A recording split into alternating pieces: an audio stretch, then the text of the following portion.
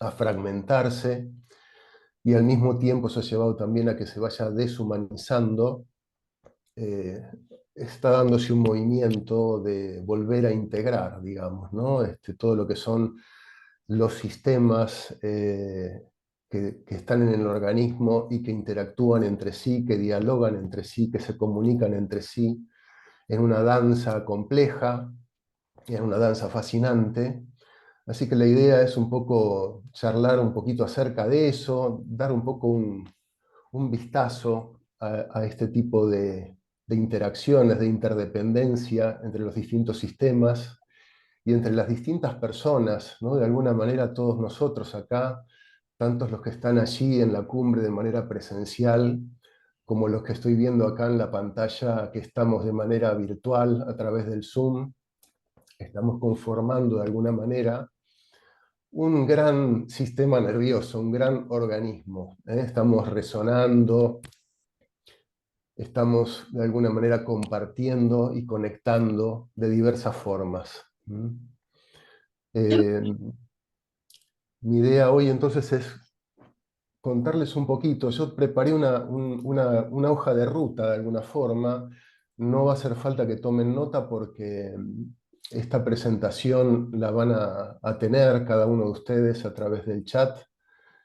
Paula la va a compartir al final del encuentro, pero es un poco como da para hablar tanto que uno podría perderse, ¿no? Y tomar por distintos rumbos. Bueno, vamos a ver qué va surgiendo, pero la idea es un poco hablar acerca del impacto del estrés en la salud de las personas y cómo la práctica de la meditación, bueno, puede realmente tener un efecto muy beneficioso y regulador en esto de poder eh, tener una mayor capacidad adaptativa.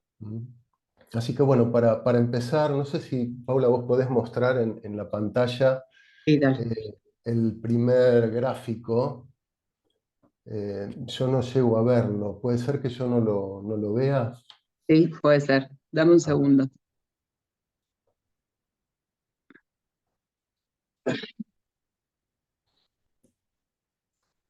Bueno, a ver, el primer gráfico es una especie de onda. La parte de arriba es roja y la parte de abajo es azul. ¿Ustedes lo están viendo esto? No, no, ahí va, ahí va. A ver, vamos a esperar a ver si Te la digo. ahí yo lo puedo ver. Sí, Bueno, pasemos a la siguiente, espera, dame un segundo. como no. ¿No? Ahí vamos. Bien.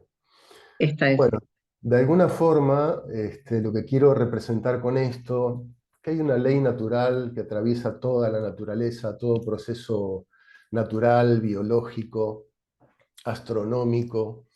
De alguna forma esto es una especie de como el yin y el yang, ¿no? En la parte roja podríamos decir que es el día, la parte azul la noche, podríamos decir primavera, verano, otoño, invierno, amanecer, anochecer, podríamos decir inspirar y expirar, podría ser la parte de arriba simpático y la de abajo parasimpático. La roja podría decir procesos proinflamatorios o inflamación y la parte azul procesos desinflamatorios. La roja podría ser contracción y la azul distensión. Con esto que quiero decir que estos opuestos complementarios tienen un proceso, no se pasa de uno al otro de una manera de uno o cero, digital, ¿no? De todo o nada, sino que hay un proceso, hay un espectro. A la mañana empezamos a ver una claridad, empieza a clarear y después recién sale el sol y el sol empieza a elevarse, ¿no? Hasta el cenit, hasta que está sobre nuestras cabezas, y después empieza a caer, empieza el atardecer, anochecer, el sol se oculta y todavía podemos ver algo, todavía hay algo de luz, hasta que realmente llega la noche en sí. Es un proceso. Y a veces estamos muy desconectados de este tipo de procesos y tendemos a pretender funcionar en esto del todo o nada, esta cuestión digital, ¿no? Ahora vamos a ver un poco cómo la tecnología influye en todo esto. Me gustaría pasar a la siguiente imagen, que es un poco un esquema muy parecido, pero que tiene que ver con el sistema nervioso autónomo. El sistema nervioso autónomo es una parte del sistema nervioso que es periférica, que no es regulada voluntariamente de manera sencilla, y tiene, digamos, como un acelerador y un freno. El simpático sería el acelerador y el parasimpático el freno. El simpático sería de alguna forma lo que nos facilita hacer cosas, gastar energía, funcionar, generar. ¿Mm? Y el parasimpático es la parte que nos ayuda a parar, a hacer una pausa, a nutrirnos, a descansar, a reproducirnos también. ¿Mm? O sea, hay también un ritmo entre el simpático y el parasimpático. Un poco en la práctica de hoy, Clara nos llevaba a prestar atención, a curiosear en la respiración, ¿no? ¿Y qué pasa en el momento de la inspiración?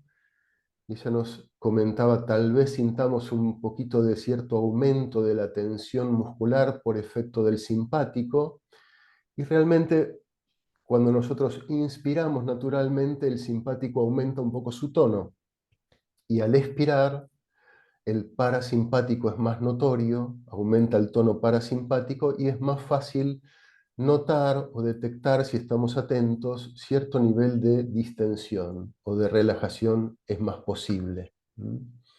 Entonces, este es un ritmo fisiológico del organismo entre tensión y relajación, simpático y parasimpático.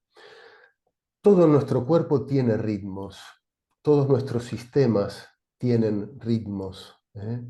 Hay un ritmo circadiano, el ritmo hormonal, que tiene que ver con ciertas hormonas que se disparan por la mañana y nos ayudan a despertarnos con energía, a poder arrancar y funcionar durante el día.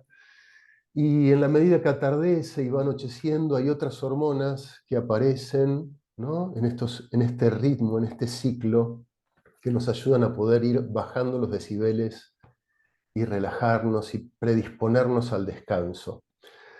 Estamos hablando acá en salud, ¿no? Todo lo que es en salud. Eh, es importante, digamos, que nos quede claro entonces que es natural que tengamos en nuestro organismo sistemas que nos permiten gastar energía, hacer cosas, y sistemas que nos permiten detenernos y frenar, acelerador y freno. ¿Mm? Y en el mejor de los casos, lo que sería deseable es tener un muy buen acelerador y un muy buen freno, ¿eh? En la medida que el acelerador y el freno funcionan bien, el sistema puede mantener estos ciclos y estos ritmos. Es complicado cuando el acelerador funciona muy bien y el freno no funciona bien. Imagínense lo que sería, por ejemplo, subirse a un auto muy poderoso, un auto de alta competencia, que acelera muy bien, pero que no tiene buenos frenos. Sería sumamente peligroso. ¿Mm? Bien, me gustaría pasar a la siguiente diapositiva. ¿Mm? Antes de empezar a hablar del estrés, lo que quiero hablar, no sé si ustedes llegan a ver toda la diapositiva. Dame un Ahí. segundo que voy a achicar Ah, bien. cuando encuentre el Zoom. Bueno, mientras tanto yo les voy contando un poco. En estas curvas de acelerar y desacelerar del simpático y el parasimpático, podemos movernos dentro de lo que se conoce, este es un concepto que creó un psiquiatra que se llama Daniel Siegel, es un practicante de meditación también y es un investigador, un neurocientífico, que él habla de que tenemos una zona de activación óptima donde nos movemos como peces en el agua, digamos. Es un lugar, una zona, es como si fueran los márgenes de un río, y dentro de ese río, dentro de esa autopista, si no nos vamos más allá de las banquinas, dentro de esa autopista podemos movernos con mucha eficiencia, ¿eh? Podemos ser creativos, innovadores, podemos acelerar y hacer y generar, y podemos desacelerar y parar, ¿eh? Entonces nos movemos dentro de esa zona, bailando en esa zona con mucha soltura y con salud, ¿eh? Ahora, esta zona, como ustedes ven, tiene por encima, dice zona de hiperactivación. Ahí sería cuando el simpático se dispara más, por ejemplo, entre un desafío determinado. Y una zona por debajo, que es una zona de hipoactivación, que es cuando ya hay un agotamiento, ¿no? Hoy en día es muy común que nos sintamos todos que estamos muy exigidos, donde a mí me ha pasado, por ejemplo, en la pandemia. En la pandemia eh, me ocurrió que el consultorio se llenó de docentes. ¿Mm? ¿Por qué se llenó de docentes? Una de las principales cosas en las que todos coincidían los docentes es que ya no tenían más horarios. Recibían mensajes de los inspectores, de los directivos, a las 11 de la noche, a las 12 de la noche, y sentían el impulso de contestar inmediatamente, tanto por mail, por todo tipo de redes. O sea, mm, les doy este ejemplo como para poder marcar cómo en pandemia hubo situaciones que generaban la ruptura de estos ciclos, de estos ritmos, y esto llevaba a que estas personas empezaran a funcionar en un estado de exigencia y activación permanente. ¿Mm? Entonces, había una aceleración, eh, y esa aceleración no tenían no se sentían con permiso para poder desacelerar y frenar y parar, ¿eh? Ni siquiera para dormir. Cuando uno empieza a funcionar en esa zona de hiperactivación, ya fuera del margen de tolerancia, empieza a haber una serie de cambios y vamos a notar que tenemos una hipersensibilidad, nos volvemos más sensibles. Y de repente hay actitudes de los demás, una mirada, un gesto, un tono de voz, que puede hacernos resonar fibras especialmente sensibles. Nos volvemos más reactivos, reaccionamos con más facilidad, estamos hipervigilantes, hiperatentos. Pueden aparecer incluso imágenes intrusivas, estamos como acelerados y puede haber como un aluvión de pensamientos y de ideas y de imágenes. ¿Mm? Esto puede llevar, cuando ya las cosas pasan de castaño oscuro, hasta que nos sintamos que estamos como atolondrados, como una cierta desorganización en los procesos cognitivos. ¿Mm?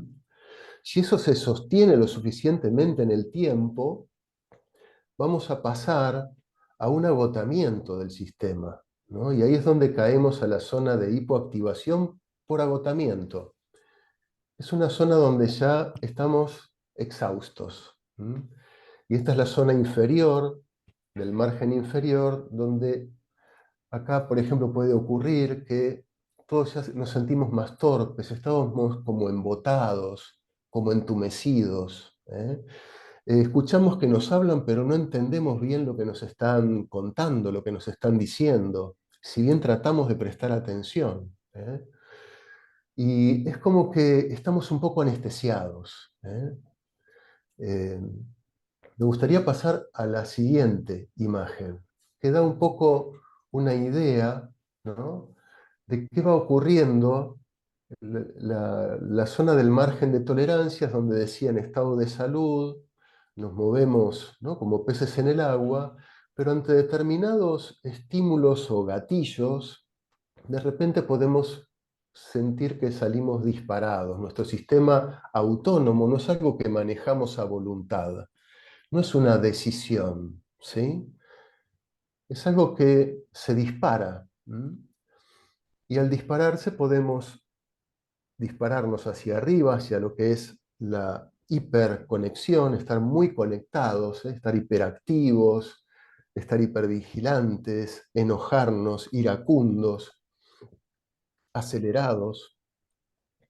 O también podemos dispararnos para abajo, es cuando nos quedamos paralizados ante una situación, ¿no? Hay muchas personas que ante una situación determinada, no sé, el pánico ante un examen, se quedan como en blanco, o muchas personas ante una situación como un asalto o un accidente, se quedan como una liebre cuando la ilumina uno con una linterna, ¿no? O como el auto cuando ilumina con las luces altas a una liebre, que se queda paralizada. Ahí estamos como desconectados, como totalmente paralizados. Entonces, esto puede ocurrir y en la medida que sea algo agudo, el organismo enseguida vuelve a entrar en la zona de la ventana de tolerancia, porque tenemos mecanismos preparados para eso. Es la respuesta fisiológica al estrés. Ahora vamos a entrar a hablar un poquito más de esto específicamente, pero quería darles este concepto porque nosotros podemos ir aprendiendo, ir como entrenándonos en detectar nuestros estados de activación o de hipoactivación, por ejemplo, teniendo conciencia de nuestro tono muscular, como hicimos en la práctica que hicimos hace un ratito. Cuando estamos más activados, el tono muscular está aumentado, podemos estar más tensos, eh, la respiración se puede hacer más rápida y más superficial. Eh, Puede haber temblor, por ejemplo. Cuando estamos más desconectados puede haber o una rigidez extrema o una relajación flácida, como que nos derretimos, como que nos desinflamos. Entonces, estas son pistas que nos ayudan a pesquisar cómo está nuestra fisiología momento a momento. Y es importante en este sentido que en la medida que uno está presente en el día a día, y esto es lo pragmático de la práctica, podemos estar atentos a qué está ocurriendo con nuestra fisiología mientras estamos haciendo lo que estamos haciendo. Esto es, poder hacer las cosas no en piloto automático, ¿sí? Sino estando presentes. Vamos a pasar a la siguiente, por favor. A mí me gusta mucho este grupo de investigación sobre el estrés. Brinda una definición. Acá voy a entrar un poco en lo que es la psiconeuroinmunoendocrinología, porque bueno, todos entendemos lo que es el estrés psicosocial, porque nos atraviesa a todos, lo que es ese malestar, o lo que es sentir cuando sentimos que estamos en una situación que nos desborda. Esta gente estudió mucho el estrés desde el punto de vista metabólico.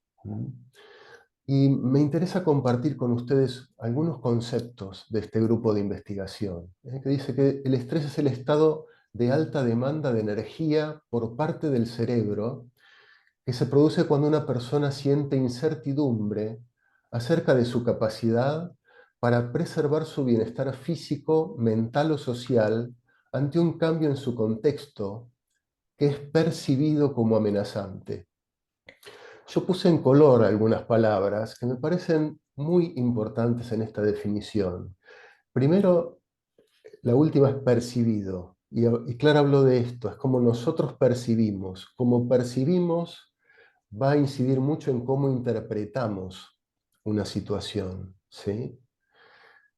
Y la incertidumbre, abajo puse, esta gente aclara a qué se refiere con incertidumbre, anticipar resultados que escapan a nuestras expectativas, o sea, nos sentimos que no sabemos qué va a pasar y que no vamos a estar probablemente, no confiamos en que vamos a estar en condiciones de lidiar con lo que se nos viene, para decirlo de alguna forma. Entonces, el cerebro demanda energía.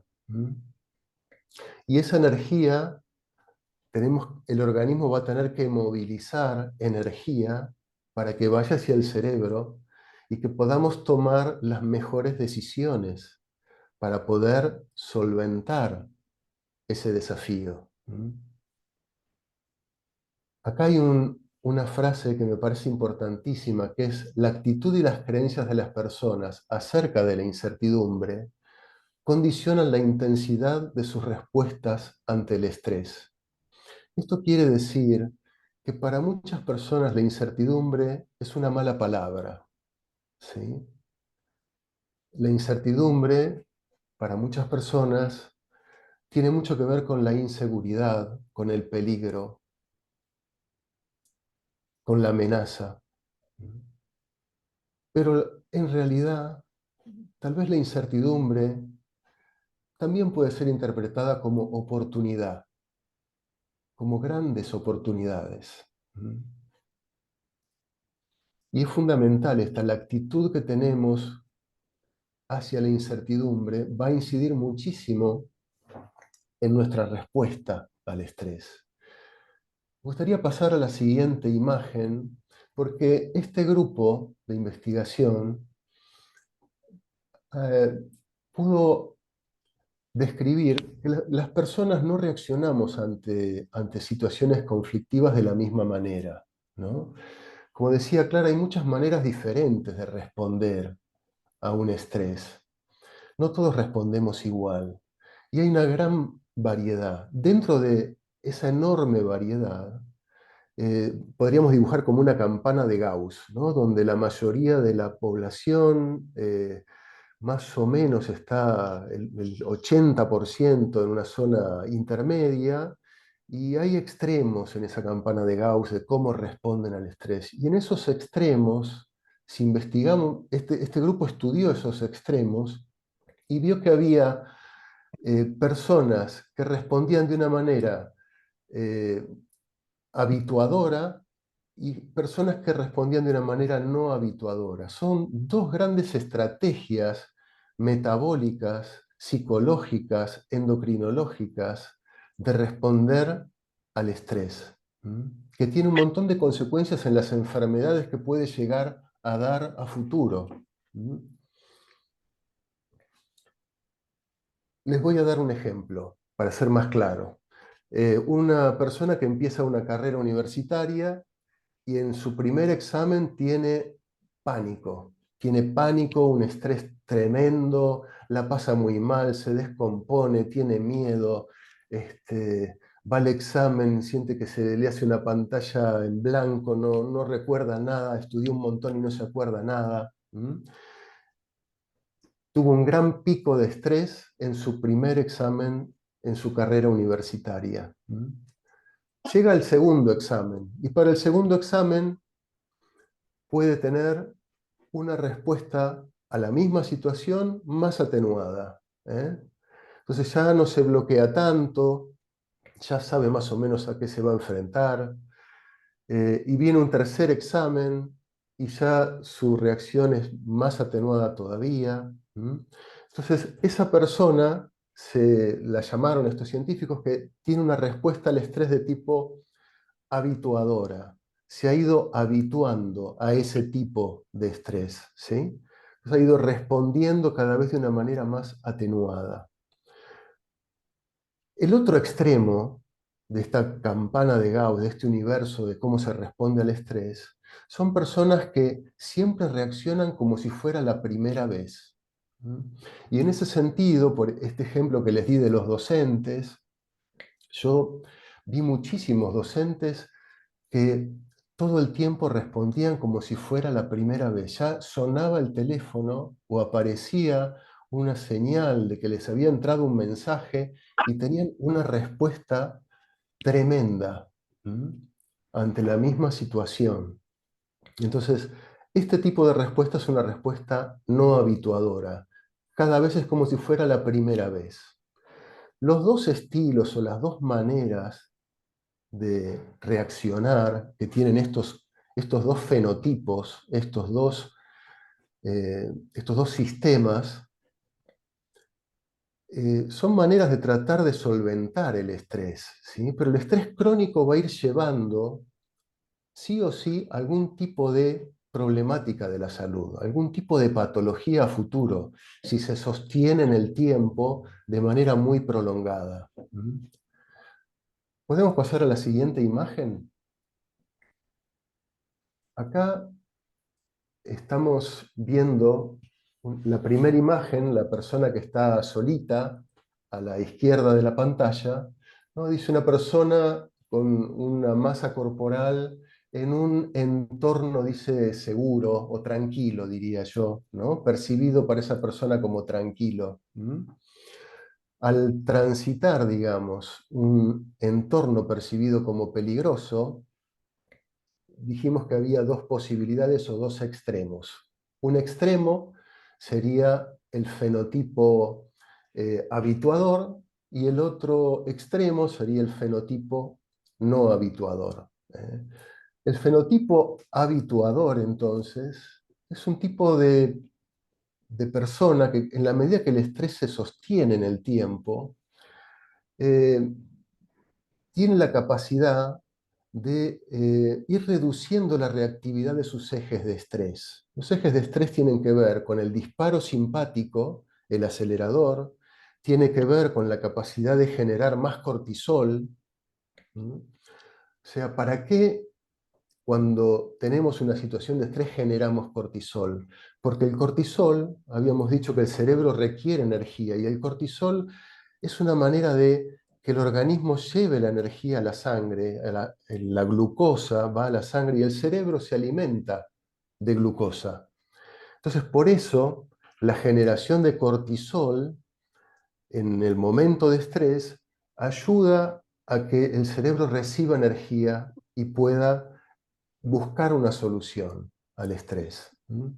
Estas personas habituadoras, entonces, como no tienen esa disponibilidad sostenida en el tiempo de gestionar la energía y llevar glucosa desde sus depósitos en el cuerpo hacia el cerebro, porque van atenuando sus ejes de estrés, pero el estrés se sostiene, el cerebro necesita esa energía. Entonces, estas personas tienen menos capacidad de producir ellos mismos esa energía, porque tienen menos cortisol, pero ante situaciones de estrés van a tender a sentir la necesidad de comer para poder ganar energía. Entonces van a tener como la tendencia a ir a buscar comida. Y no cualquier tipo de comida. En general van a ir a buscar un tipo de comida que tenga que ver con algo rico en calorías, hipercalórico. Muy dulce o muy salado. Tiene que ver con esta poca facilidad de llevar su energía y la tiene que incorporar desde afuera. Entonces estas personas van teniendo la necesidad, en el estrés sostenido en el tiempo, de comer más de lo habitual.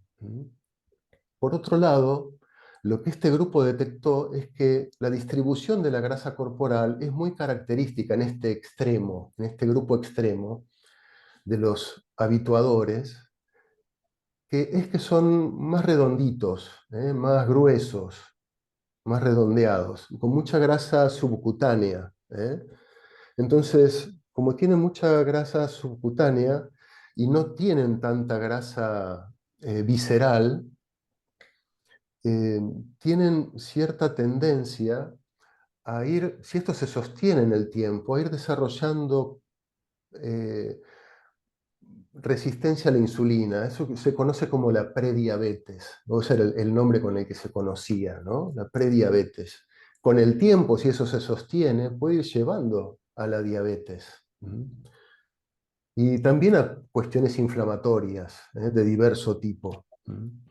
Lo que me interesa es un poco mostrarles, ¿no?, que el metabolismo influye mucho en ciertas conductas y que el cuerpo influye, mente y cuerpo están absolutamente integrados y entrelazados en estos diversos sistemas. Eh, Quiero hablarles un poquito entonces de los no habituadores, estas personas que dijimos siempre reaccionan como la primera vez. Estas personas son extremadamente reactivas al estrés, a pesar de que ese estrés se repitan, mantienen la reactividad de sus ejes de estrés. Entonces el disparo simpático se sostiene, la descarga de cortisol se sostiene, entonces tienen una gran capacidad de llevar energía, de lidiar con esa energía dentro del propio organismo. Entonces estas personas tienen en el momento de estrés menos necesidad de comer, tal vez ni siquiera perciban que tienen hambre. ¿Mm? Incluso algunas de estas personas bajan de peso ante la situación de estrés. ¿Mm? Su carga hormonal es mayor, pero su carga, lo que se conoce como carga alostática, eh, cómo el organismo se tensiona ante ese estrés, es más alta. Y son más flaquitos, son como flaquitos con pancita, porque no tienen grasa distribuida homogéneamente, heterogéneamente, sino que la grasa va más a depósitos viscerales. ¿Mm? Y eso es lo que hace que su riesgo cardiovascular sea más alto. El riesgo cardiovascular, el riesgo de enfermedades neurodegenerativas. Estas personas tienden a moverse más en situaciones de estrés, son más inquietos. En cambio, las personas habituadoras son más de no moverse, de quedarse quietas, o sea, comen más y no se mueven.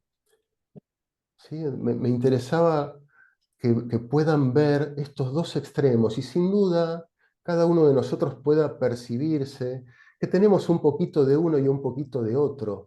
Y tal vez en algunos aspectos sintamos que nos identificamos más a los habituadores y en otros aspectos más a los no habituadores, porque esto puede ser diferente ante distintos tipos de estrés. Tal vez en el contexto de cómo percibimos nuestra situación laboral es de una forma, cómo percibimos nuestra situación hogareña es de otra forma, y esto hace una combinación, por eso les decía, estos son dos extremos de un espectro enorme y complejo, donde estas dos variedades o extremos están en una mixtura, están combinadas.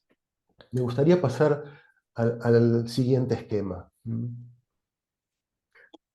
El estrés crónico va generando con el tiempo ciertos cambios neuroplásticos. El cerebro tiene la gran capacidad de cambiar a lo largo de toda la vida. Y esa capacidad plástica, esa capacidad de cambio, es tanto para bien como para mal. ¿Mm? O sea, el cerebro puede ir deteriorándose o puede ir eh, desarrollándose, madurándose en un montón de aspectos. Hay algunas áreas de las que voy a hablarles en este trabajo. Este trabajo hace hincapié en tres áreas. Una es la corteza prefrontal, esta zona que tenemos delante en la frente. Este es un cerebro de tamaño real y es esta zona de aquí, la corteza prefrontal. ¿Mm? Esa zona del cerebro es la que, en última instancia, nos hace humanos, no simplemente homínidos, Homo sapiens sapiens, humanos que saben. Es la zona más moderna, evolutivamente, de nuestro cerebro, es la de la toma de las decisiones por ahí más difíciles, pero más adecuadas. Es la que insume mayor gasto de energía. Y esa es una de las zonas del cerebro que en el estrés crónico sufre más y que se perjudica con el estrés crónico. Todos hemos vivenciado en algún momento que cuando estamos sometidos a un estrés sostenido en el tiempo no pensamos con la misma claridad. Nos cuesta tomar decisiones, dudamos más, estamos más inseguros. Tiene que ver con esta funcionalidad prefrontal que se ve perjudicada en el estrés sostenido en el tiempo. Esto es un poco lo que muestra este trabajo y es la zona que vemos en violeta o azul, depende la tonalidad de la pantalla donde ustedes lo estén viendo. en el estrés crónico se ve perjudicada. Hay otra zona también que está perjudicada, que se llama hipocampo, que es una zona que está eh, muy adentro del cerebro, escondida, debajo de la superficie, en lo que se llama el cerebro límbico, que tiene mucho que ver con las emociones. Esa área, el hipocampo, es una zona que tiene mucho que ver con la memoria, con la regulación de las emociones, con ubicarnos y orientarnos espacialmente, con percibir detalles y recordar detalles. Y es otra de las zonas que está muy perjudicada en el estrés crónico y sostenido en el tiempo. Pero acá ven que hay una zona que con el estrés crónico no solo no se perjudica, sino que se fortalece, ¿sí? Y esa zona que se fortalece con el estrés crónico se llama amígdala. No son las amígdalas de la garganta. Son amígdalas, tienen ese nombre porque amígdala quiere decir almendra, y tienen una forma como de almendrita. Tenemos una a cada lado, profundamente también en el sistema límbico, muy cerca del hipocampo, y ese es nuestro detector de humo, nuestro detector de peligro, de riesgo.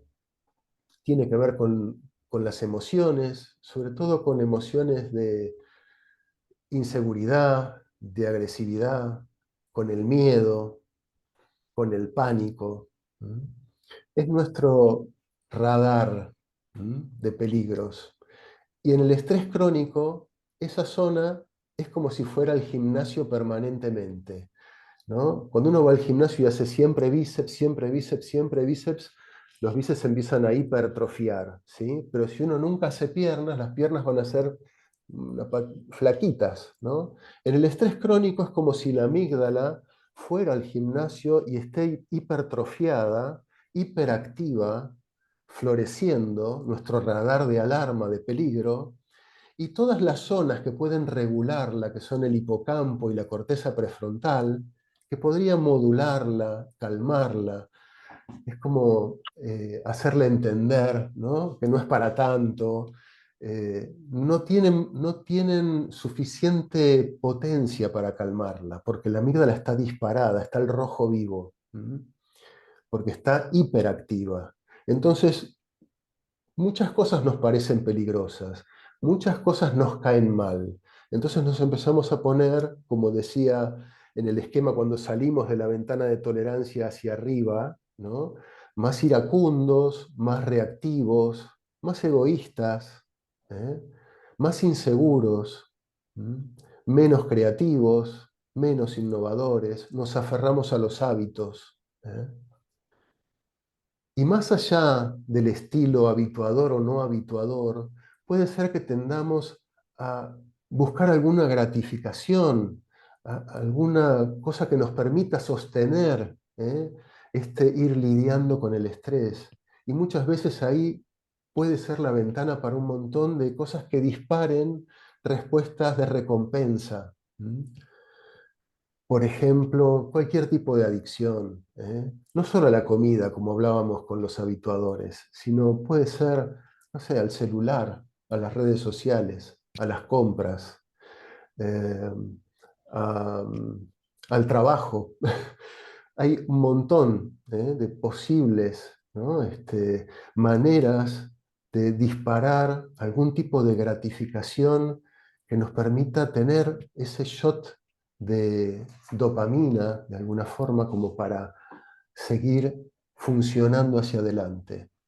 Yo sé que estoy siendo muy reduccionista, en lo que estoy diciendo ahora, pero estoy aferrándome a estos trabajos científicos nada más. No quiero decir que esto sea todo, ¿eh? Esto es parcial, absolutamente parcial, y no es abarcativo de lo que es la realidad, ni es la única verdad, ¿eh? ¿Podemos pasar a la siguiente imagen? Bueno, acá es una red neuronal. El cerebro es una red de redes, ¿eh? El cerebro funciona con redes neurales que se apagan y se encienden alternativamente, algunas al mismo tiempo, otras no. redes neurales para la visión, para todos los sentidos, para la interocepción, para la vista, para el tacto, para el gusto. Tenemos redes neurales para las emociones, redes neurales que se activan para ciertos tipos de memorias. Esta es una red neural que se descubrió de casualidad, más o menos en el año 2000, que es una red neural que está siempre activa cuando no estamos haciendo nada específico. Es lo que los budistas conocen y nombraban como la mente de mono, o la mente de mono loco, también la decían así. La mente no para nunca de funcionar, el cerebro no para nunca de funcionar, y esta red neural tiene mucho que ver con esa mente de mono loco.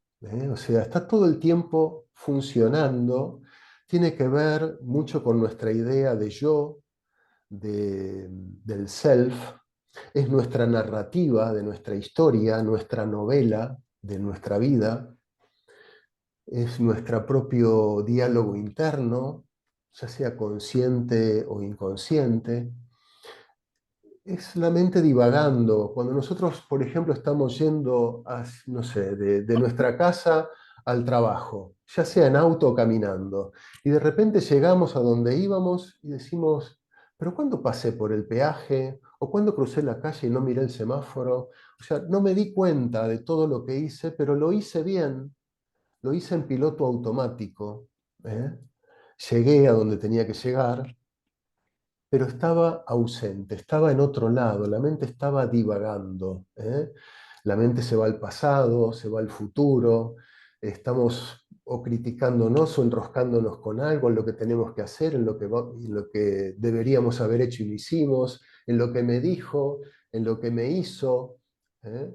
Mí, me, yo, conmigo, todo eso es la red neural por defecto. Está esta red neural, la mente cuando está en ese modo, no está donde está el cuerpo, no está conectada a donde está el cuerpo. Estamos como disociados, ¿sí? Estamos ausentes. Pasemos a la siguiente imagen. Este es un trabajo que fue realizado por la Universidad de Harvard y se publicó en la revista Science en el año 2010, donde explicita esto, ¿no? Que hablábamos recién de la red neural por defecto. Y dice simplemente esto, que esa mente divagante tiene mucho que ver con el malestar, con el sufrimiento, con el no estar presentes en lo que estamos, donde estamos, en el aquí y el ahora. Me pareció interesante mostrar que hay publicaciones al respecto, y esto lo van a tener, no hace falta que tomen nota, se los voy a compartir al final de la charla. Pero una de las cosas fundamentales que hace esta red neural es la que muestra la siguiente placa. A ver si podemos pasar a la siguiente. Una de las cosas que hace esta red neural por defecto, que es una red multipropósito, es eh, predecir, es proyectar. ¿eh? Eh, Acá marca claramente, dice, el cerebro funciona de manera predictiva y reactiva al mismo tiempo, no solamente de manera reactiva. O sea que ustedes vieron, no sé si todos conocen ese chiste de esa persona que se le rompe el auto, pincha una rueda en la mitad del campo a la noche, se queda el auto en llanta y se da cuenta que no tiene crique, no tiene gato para levantar el auto y cambiar la rueda. Pero a lo lejos ve una lucecita, una casita, y entonces se decide a ir caminando para pedirle a esa persona a ver si tenía un gato. Entonces, mientras va caminando, de repente se larga a llover. Empieza a llover y el tipo va caminando y empieza a decir, y bueno, y si llego y seguro, capaz que no me lo quiere prestar. Capaz que empieza a darse manija, empieza a pensar, no les voy a hacer el chiste largo, pero la idea es que el tipo llega a la casa y finalmente cuando va a tocar el timbre, le abren la puerta y dice, bueno, métete el gato donde sabés, ¿no? sin darle, el otro no entendía nada. Todo había sido una cosa que lucubró el otro en su cabeza. De alguna forma lo que quiero mostrarles con esto, y Clara lo dijo o lo sugirió de alguna forma en el principio de la presentación del encuentro de hoy, es que nuestro cerebro va a tender naturalmente, evolutivamente, va a tender al prejuicio, va a tender al prejuicio. La cuestión es con qué conciencia nosotros tomamos esas ocurrencias de esta red por defecto, ¿no? Si nos lo creemos, si lo tomamos como una verdad revelada, o lo tomamos con pinzas, es una ocurrencia, ¿no? Lo ponemos en duda, ¿m? Somos conscientes. Entonces, esto es una gran ventaja evolutiva, que el cerebro sea predictivo. Esta red neural por defecto hace muchas cosas a favor nuestro, pero hace algunas, es como una espada de doble filo. En algunas cosas seguramente nos puede llegar a perjudicar si no entendemos, ¿no?, que este es un funcionamiento evolutivo que nos ayuda en muchos aspectos a prevenir, nos ha ayudado a sobrevivir en situaciones de carencia, ¿eh? Nosotros hemos evolucionado como Homo sapiens en contextos de carencia.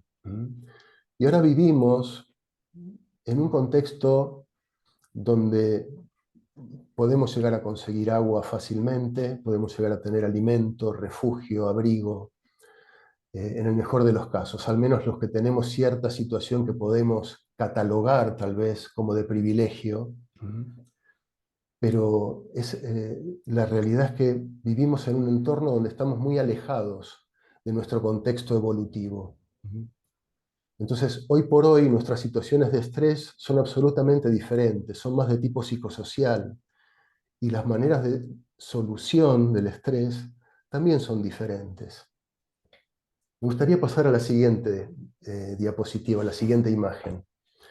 En esta, yo lo que les quería mostrar es que hay otra red neural que se llama red neural experiencial o red neural ejecutiva, que es la red neural que se enciende y se activa cuando estamos haciendo algo a pleno, conscientes, estando ahí donde estamos, ¿no? Esta red neural se enciende y funciona cuando estamos, por ejemplo, haciendo alguna actividad que requiera toda nuestra atención. Cuando aprendemos algo, por ejemplo, cuando aprendemos a andar en bicicleta, o cuando aprendemos a tocar un instrumento, o cuando estamos escalando y tenemos que estar muy atentos a cómo está nuestro cuerpo, de dónde nos agarramos, la tensión muscular, el riesgo. Entonces, ahí estamos plenamente en el presente. También es una red que funciona cuando estamos en práctica meditativa, ¿eh? O sea, cuando estamos presentes donde estamos. Ahí mente y cuerpo están absolutamente conectados, sincronizados, integrados. Pasemos a la siguiente imagen. Entonces, más allá del fenotipo que tengamos, de cómo nos sentimos más identificados con uno u otro, sabiendo que podemos probablemente estar en medio, el estrés crónico nos puede ir llevando, si se sostiene en el tiempo, a una situación donde se sostenga la exigencia, el gasto de energía, el aceleramiento, hasta tal punto que no demos más. Y cuando no damos más, ocurre lo que dijo Gabor Maté. Cuando no podemos frenar, el cuerpo nos frena. Es cuando el cuerpo dice no, el cuerpo dice basta. Cuando el cuerpo dice basta, es cuando ya hay un agotamiento total, una claudicación. Es lo que también se conoce como burnout, ¿eh? Es lo que veíamos en esa margen de tolerancia, el borde de abajo, cuando ya estamos agotados. Una de las maneras que se puede manifestar es a través de la depresión, pero el modo de evitar ese tipo de de respuesta, de llegar al agotamiento, es poder lograr una respuesta adaptativa. Y sobre todo, esto que hablábamos al principio, ¿no? En ese trabajo que decía la percepción, cómo percibimos y cómo interpretamos. Y qué posibilidades tenemos de transitar la incomodidad. ¿Qué recursos, con qué recursos contamos y con qué recursos somos conscientes que tenemos para transitar la incomodidad? La práctica meditativa, podemos pasar a la siguiente imagen. La práctica meditativa, más allá de que tenga efectos que son casi inmediatos, porque cuando uno eh, da los primeros pasos en la práctica meditativa puede notar que hay cambios en la fisiología, puede notar que hay cambios en las sensaciones, eh, uno puede sentir que hay calma, que hay un mayor equilibrio, que hay una mayor regulación. Es un cambio de estado.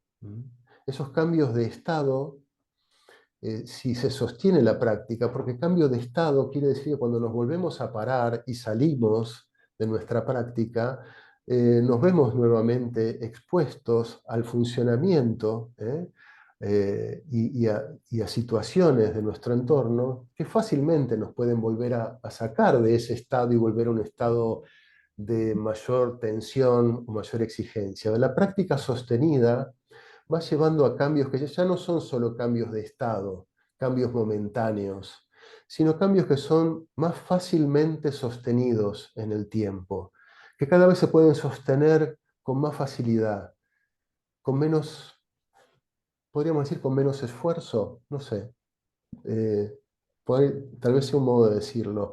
Al principio probablemente requiere cierta disciplina y cierto, yo diría más disciplina que esfuerzo. Acá lo que quería mostrarles es hablar dos palabritas del eje cerebro-corazón. Hay muchos trabajos que hablan sobre cómo la práctica meditativa no solamente tiene un efecto beneficioso, ayudando a apagar esa amígdala, ayudando a revitalizar el hipocampo y la corteza prefrontal. Yo no les muestro hoy esos trabajos porque no quiero abrumarlos con tanta información, pero pasemos a la siguiente imagen, simplemente mostrarles que hay un montón de papers científicos que muestran cómo el ejercicio, la práctica meditativa sostenida en el tiempo, mejora las vías de comunicación entre el corazón, que el corazón tiene un sistema nervioso también propio, una especie de cerebrito propio, que está muy conectado con nuestro cerebro, con la cabeza, y que muchas veces puede influir de abajo hacia arriba, no solamente de arriba hacia abajo.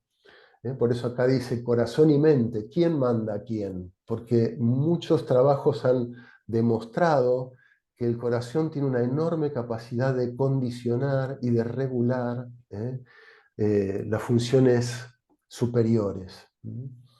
Eh, Hay la neurocardiología, la psiconeuroendocrinología se ocupan mucho de esto y la práctica meditativa está demostrado que mejora muchísimo la coherencia fisiológica entre la salud cardíaca, la hipertensión, los problemas de ritmos cardíacos, o sea, sin desconocer que requieren un tratamiento médico adecuado, esto hablábamos que es una cuestión complementaria, mejora muchísimo la comunicación mente-cerebro, cuerpo-cerebro, intestino-cerebro. Pasemos a la siguiente imagen. Esto simplemente muestra lo que decía antes, en qué áreas del cerebro se ha evaluado que hay beneficios con la práctica meditativa sostenida en el tiempo y cómo esto revierte los efectos negativos del estrés crónico. ¿eh? Lo que está claro es que se mejora muchísimo la funcionalidad de estas áreas. Algunas de estas áreas incluso han modificado su tamaño, es como que se han revitalizado. Eh, Hay un aumento milimétrico de cortezas, de replicaciones neuronales, de redes neurales, de arborizaciones dendríticas. Todo esto está muy estudiado. Para terminar, la última imagen simplemente es compartirles que hoy en día se habla muchísimo de estos temas, hay una gran expansión y mucha publicidad acerca de los beneficios de la meditación sostenida en el tiempo, no solo en medicina, sino en educación, en el ámbito corporativo, cómo aumenta la productividad. Todo esto ha llevado a que todo lo que se pone de moda es potencialmente también, hay que tener mucho cuidado, hay que tener mucho cuidado. Entonces, una de las cosas que se está expandiendo mucho es hablar de la respiración, de respirar, y si ustedes estuvieron atentos y presentes, seguramente escucharon que Clara no hablaba de, de regular la respiración y de concentrarnos en la respiración, ni de modificar la respiración. Me parece, digamos, muy importante, más allá de la enorme expansión que tiene esto, eh, poder siempre buscar, eh, como tenemos todos nosotros la suerte de haber dado con Visión Clara y con Clara Badino en particular, a quien yo estoy profundamente agradecido. Acá doy por terminada esta parte de la exposición. Así que, Clara, te dejo a vos con todo el grupo. Muchísimas gracias a todos, por la paciencia, sobre todo.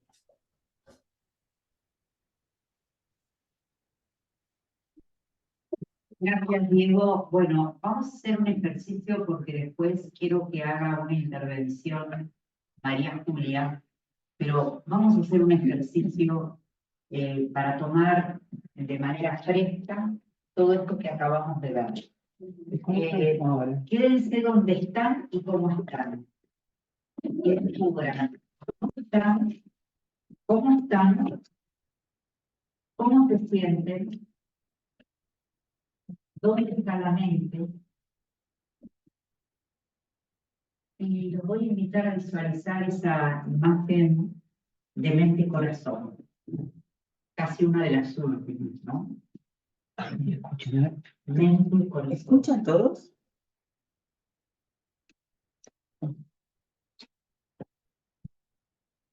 Vamos a intentar hacer un ejercicio donde, como dijo Diego, vamos a ser co-creadores, vamos a promover, a promocionar la posibilidad de pasar de la red neural por defecto, ese automatismo que por momentos es evolutivo, pero que por momentos ese automatismo es lo que también promueve un sobreencendido de este sistema nervioso que tarde o temprano nos lleva a que el cuerpo nos pase la factura. Y vamos a promover la posibilidad de encender la red neural experiencial, que es nada más y nada menos que la mente presente donde está el cuerpo. Y digo nada más y nada menos porque es simple, pero es muy difícil. Intenten sentir la postura en la que están. Algunos descubrirán tan incómodos,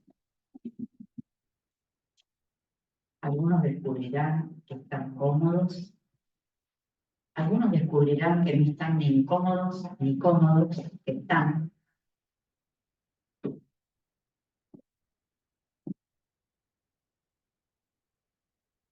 Que sea la presencia del corazón quien vigila la mente descubran si la mente está inquieta. Esto que nos mostró Diego hoy, ¿no? Que el cerebro empieza a predecir, y cuánto falta, y ya no aguanto, y en este lugar. O de pronto, una mente que está adaptándose al lugar donde estamos, a lo que está sucediendo, a lo que estamos sintiendo.